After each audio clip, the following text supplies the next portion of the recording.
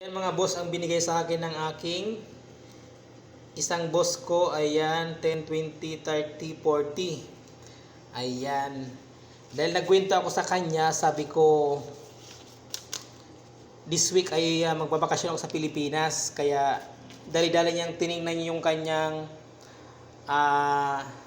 wallet kung may laman at binigay sa akin lahat ng laman. Ayan, ayan, buti ganyan lang yung laman ng wallet niya, kasi kung maraming laman yung wallet niya baka malaking pera yung binigay sa akin. Sana all.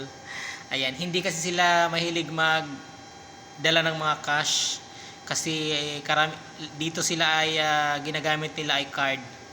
Puro card yung ginagamit nila sa pagbibili ng mga kailangan nilang bilihin, ay card yung ginagamit.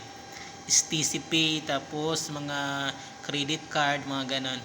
So nung nagpaalam ako sa kanya, nagkwento ako sa kanya na magbabakasyon ako sa Pilipinas, ay dali-dali niyang tiningnan yung kanyang wallet at hinugot lahat ng laman.